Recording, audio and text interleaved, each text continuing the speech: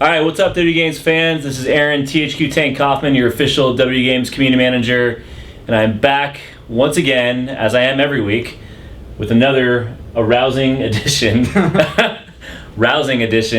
the WWE 12 Developer Q&A here. Watching these things? Thousands, millions and millions of people around the world are watching these things. All right, good to hear. You should know that, Corey Ledesma. I do want to make a quick comment out there to all the fans who have been begging and pleading for gameplay footage, and I do want to rest assured to you that we will be revealing a lot more of the game very, very soon. In fact, as soon as around SummerSlam, and even we have a few surprises that we're going to drop on you, in the coming weeks leading into SummerSlam. What kind of surprises? Roster related? Roster related, maybe pre-order related, maybe something in between, something else that's not pre-order or regular edition related. Is the Zack Pack going to be the Zack Pack? Yeah. I think the Zack Pack will fit both of us with spiky hair. But anyways, you guys should be very excited about that. So rest assured, we're listening, we're reading your comments. We know you're disappointed that we can't answer every single one of your questions, but we know a lot of you out there are also excited that we're answering as many as we can, and we're doing our best. So today we are going to take some questions once again from our message boards that are related specifically to core gameplay, because at the end of the day, that's the focus here. We want to tell you guys what is badass about the wrestling in the game. And believe me, we will get to the match types and the creation suites and the road to WrestleMania and the WWE Universe mode and all that kind of goodness in due time. But once again it's only today, July, so it's only July. November, plenty of time for drops. In the meanwhile, we got a lot of cool little, niche details about gameplay. Exactly. A lot of the hardcore guys like to hear this info, but plenty of time to reveal all the rest of the good stuff. So speaking of reveal, let's jump right into it. First question comes to us from Augie the Ogre 321. From our official message board, so thank you very much. He says, we know there's now realistic stamina, but what about when you're thrown into the turnbuckle at the start of the match? Can you explain the revamp to stamina? I don't fully understand the thrown into the turnbuckle at the start of the match, but I'll explain the stamina system. Yeah, explain the stamina system. So this year we're actually calling it adrenaline, so it's not stamina, kind of the same thing though. The adrenaline governs your ability, how long you can run for in the game. We want to reduce the spamming of running. So you can't sit around and run all day long and do those running attacks. We want it to kind of have a system that manages that so you can't spam those moves. And so what we've done is we've added an adrenaline meter. And of course, the more adrenaline you have as a character, as an attribute, the longer you'll be able to run. Some of the bigger guys might not be able to run as long, their meter would drain faster, that kind of thing. So it also works to differentiate the guys and make them more lifelike. The smaller, quicker guys will be able to run all day long, the bigger guys, not as much. We're also doing some cool tweaks to it as well. We're trying to get a lot of this stuff in right now, but as you work on the legs, it also reduces how much you can run. So it impacts your adrenaline meter. So that's another strategy in gameplay. Is you're using the limb targeting system. You're just you're beating down on those legs. That's a strategy. So your opponent can't run as much. So if I'm in a Big Show versus Rey Mysterio match and somehow Big Show manages to get his, target Rey Mysterio's legs, that's going to slow Rey down. That's right. If he kind of continues to target it, that's something that'll slow him down. Gotcha. So it's a cool tactic. There were some bugs in the previous stamina system that we got rid of. We made sure to fine tune, and one of them was if you were out of stamina, in this case it's adrenaline this year, and you get Irish whip, you would just stumble and fall down. Right. This year your adrenaline has nothing to do with being Irish whipped, because that's not in your control. The other guy's whipping you, right? So you should have full functionality to run. So we don't ever slow you down if you get whipped. So I think that's what he's talking about. I think it is. And that system's been fixed. Also, we got rid of the system where if you got or if you're running without stamina, you would fall down. That's something that was kind of really annoying. You don't want to fall down ever in the game. So simply, if you run out of adrenaline, you'll just basically start walking right away. And we don't make you fall down or penalize you in any way. Basically, you'll just walk until you've regen some of that adrenaline, and you'll start have the ability to run again. I think that's pretty authentic to the sport too. When the guys get beat down and tired in the ring, they're not they're not really fallen. They're kind of like groggy and looking like they've been walking in a desert, waiting for gallons of water to appear somewhere. Yeah, you don't like, and that's not a fun gameplay experience anyways, No. because we also want to be authentic, but we do want to make sure it's a fun gameplay experience. And For sure. This also limits people being able to run around the ring all day long and spam that as well, and some other things that we wanted to cut down on that kind of cheap aspect of the run ability. So I think the system feels great right now. I think fans are really going to like it. Awesome. Well, we can't wait to put it in their hands. Next question comes to us from the Phil online. He says, I'm still confused about the new breakup moves. He's basically talking about the interruption system. Right. Say I'm John Cena and I'm picking up Alberto Del Rio into a suplex in a, let's say a triple threat match. How do you break that up? How do you do you strike? Do you grapple? Can you run and strike to break it up? So I think some more clarity on that system. Yeah, I think in general Phil's asking for a little more clarity in how the breakup system actually works. Yeah, I think this is something that the fans have been asking for a video of, because Yep. we haven't shown any 3, 4, 5 player matches to see this work. Basically, the way we have it working right now is, like you mentioned, if you do get a guy up in a suplex, a third party can come up and strike and break up that suplex. And what the animation looks like is a break animation. We'll stop the motion. You can't necessarily do a grapple move and transition into some kind of crazy 3-person grapple move or do anything like that. However, grapples, if you do a grapple attempt, that will also interrupt the animation as well. So the kind of strikes and grapples will do the same exact thing. Same thing for running strikes, all that. Any kind of combat action moves will interrupt the strike. Interrupt the sync motion.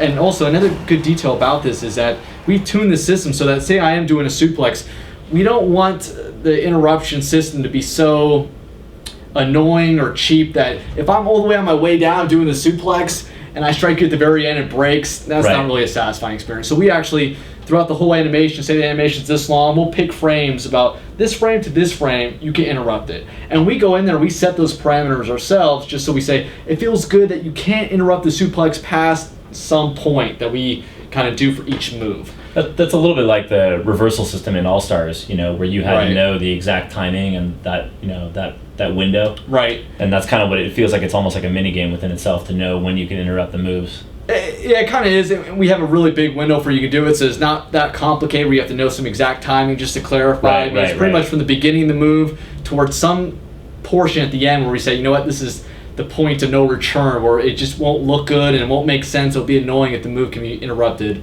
after that point. Well, also, if you're falling over in a suplex in real life in momentum, you're not gonna reverse that. You're not gonna necessarily interrupt that and shove the guy like sideways, and he's gonna do some crazy little side flip thing. So I think that makes sense.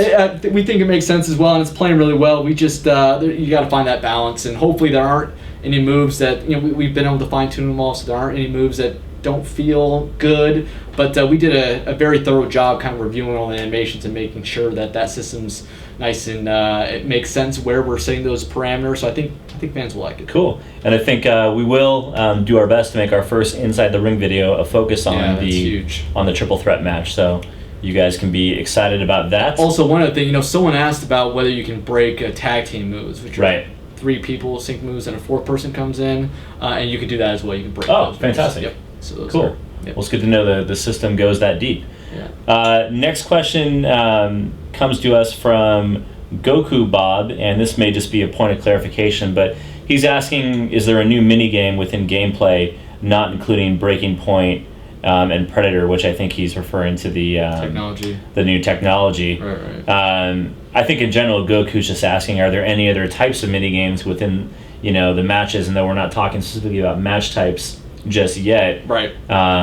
Do you want to clarify that point, or maybe just kind of reiterate? Yeah. That's a pretty easy question to ask. He did mention Breaking Point, which is the new submission system, which has a brand new minigame to support that. And we've covered that before in numerous other interviews or Q&As, but just as a quick recap, it's a system that's a kind of tug-of-war system. That you and I get in a submission move, and we have this meter that's going back and forth, and we have the mash buttons in order to get it towards either the tap outside or the break side. And that point in which the meter starts will change depending on how damaged you are. So if you have a lot of damage on your legs, I do a submission move on your legs, the meter will start more in my favor towards the tap out point, and so that gives me a little bit of an advantage. And then you can also crawl towards the ropes in certain submission moves, so you can reach for a rope break and break out that way. So that's how that Breaking Point submission system is working for a minigame. Very cool. The other minigame is a comeback moment. This is that last-ditch effort you have to make a comeback. It's the combo sequence that a lot of the main superstars do in real life, and we kind of mimic their exact same sequence of moves, and we have 10 of them in the game. And basically how that works is that we set it up so that it's a random button press that you have to hit as a defender as the sequence is being pulled off. So you get a couple different opportunities to reverse it with this random button press, and it's on the the action buttons, the face buttons. And so we'll randomly display another one each. I think there's usually about 3 points of possible reversals in each sequence. We'll throw up a new one so that you're always kind of guessing to see which one you have to hit. And what's your current favorite comeback moment without revealing anybody in our roster? John Cena's got a great one. I mean, it's a classic one. He does a shoulder charge. Is there a character that will go unnamed that has a favorite comeback moment of yours? Or is it John Cena as your favorite? No, I mean, John Cena's not my favorite. That's the only one I can mention once it's already revealed. All right, well, we can keep it at that for now. We didn't just leave it up to the top 10, biggest name guys. Sure. Because some of them don't even have sequences that are really memorable that we want to place in there. I think fans will be happy to learn when we reveal it who has the comeback moments, because it's some maybe lower tier guys that are just fan favorites that have really great moves that know how to wrestle, kind of hint, yep, that have some really cool comeback moments. So I think fans will be excited about that. And they won't be like, oh, they just gave it to, the top guys. All right, that works for me. So that's another one. And then the last change to mini games is that we did do some tweaks to the Royal Rumble mini games. Basically, what we've done is we removed any of the button mashing games in Royal Rumble, and that's to kind of counterbalance some of the cheating that's going on with turbo controllers. Okay. So we didn't add really necessarily any new mini games to Royal Rumble, but we just replaced those button mashing ones with existing ones that are more timing based or guessing based. Very cool. Very cool. And I think that covers everything. I think you've mini gamed out the camera just for a little bit. All right, 2 more questions here. We're going to go with Tristan Cunningham. He says there's a limb target system, so does that mean if you hit them a lot in the arm, they will hold their arm and make it easier for Alberto Del Rio to do his arm breaker? Maybe you can just give some more top-level feedback about the limb target Tristan system. Cunningham is exactly right. That's what the limb target system is all about. In the controls, we have it mapped so you can hold a modifier and hold one of the face buttons to attack a certain limb, and then a move does damage to that corresponding limb. And so the more damage you do to that limb, then you'll see the superstar sell that particular limb, whether he's limping with the leg or his arm or his head. Whatever the player is currently selling in the motion is the most damaged body part. Because obviously we're not showing, my leg and my head at the same time while I'm holding my arm. We're just kind of the one that has priority is the most damaged one. So whenever you see your opponent walking around, you see him selling a certain body part, you know what's the most damage and how to kind of approach that. And then as you wear that body part down, like I mentioned, you can do submission moves and you have the advantage because that meter is moving more and more towards tap out for that body part. So like you mentioned, you do an arm breaker, Del Rio's arm breaker, after you wore down the arm, and you're going to be able to make him tap out. I had a funny question I was going to ask related to limb targeting system that I'm sure has been a point of humor on the dev team. I just can't help but keep thinking about it's an inappropriate question. It's actually inappropriate. So I'm probably going to stay away from that, but maybe it'll be in a DLC enhancement. All right, let's go with our final question here today, coming us from Tomas85. Tomas wants to know if the referee AI has improved. It's improved a little bit. I wouldn't say anything drastic. Gotcha. We've spent a lot of time trying to make sure that the referee doesn't get in the way of the action. I think that's one of the bigger complaints is sometimes the AI is a little spastic, doesn't really know what to do. So we've been working on the logic quite a bit to make sure the AI doesn't get as confused as much in certain situations, and that he's staying as far away from the action as possible. I mean, a wrestling game, you're constantly moving all around the ring. People are getting Irish whipped, especially in multi-man matches. It's hard to get the referee in a safe place. But we found some logic that has him sit in certain target zones so he's out of the action, and then if the action starts to approach him, he's going to move to another target zone. So it's always going to take some fine-tuning. I wouldn't say we've done anything drastic with it, but I think it'll be improved. And I think, as always, the referee won't necessarily get in the way of the core gameplay experience. Right. I mean, we try to do that as much as possible. Yeah. In the past, sometimes the referee would be kind of a victim of an errant attack, or he actually grabbed him, we didn't want to, things like that. We're well aware of those kind of annoyances, and so we're fine-tuning it so that those don't happen as much. Cool. And just my own personal question here, I know you get inundated on Twitter a lot at Real Corey Ledesma. Are there any questions that you've been asked a lot on Twitter or anything in particular that maybe you want to take a quick second to answer for the fans? Is there any little nugget that comes to mind or anything that people have been inquiring? We still get a lot of the same questions. A big one is there a demo?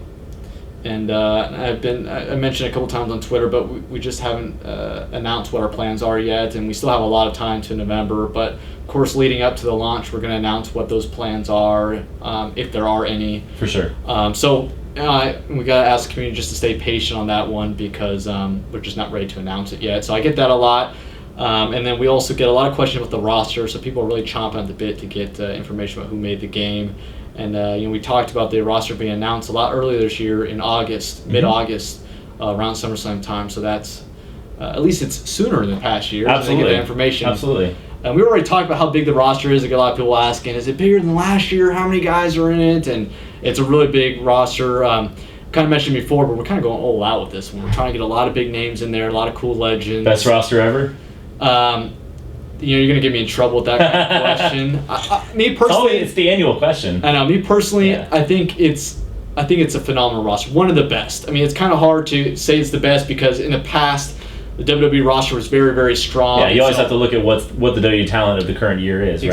Exactly. So that kind of helps determine. But I think it's definitely one of the strongest by far, and I'll definitely commit to saying that. And I think the fans will agree when they start to see the people being announced. And we have a lot of DLC coming out as well, which expands that roster even more. Sure. A lot of big names, so I think they'll be happy. I hope so. I know we can at least tell the fans that we're doing a demo for WWE 2020, but maybe WWE 12. I don't know. Let's give the people what the people want, right?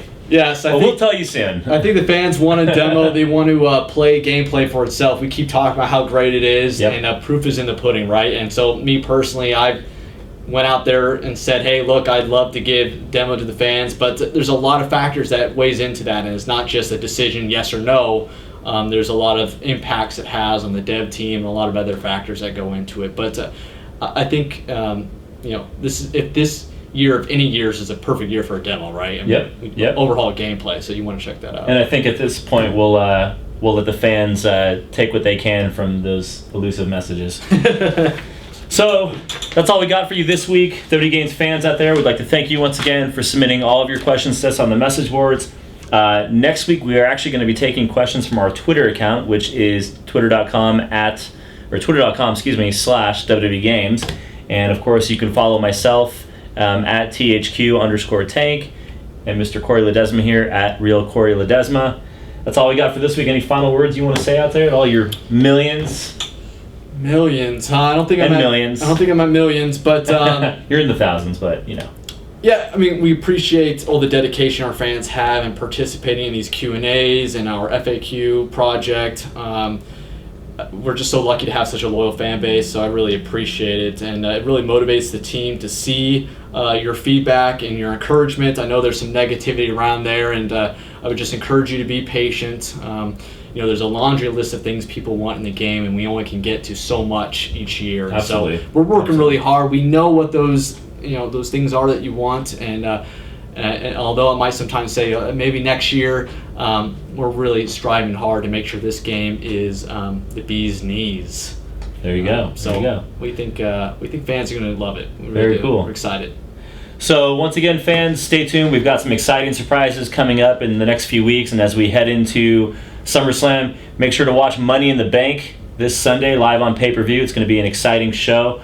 We'll see what happens between John Cena and CM Punk. And that's all we got for you. We'll see you next week. Thanks. Every champion reinvents himself. Every champion never stops pushing.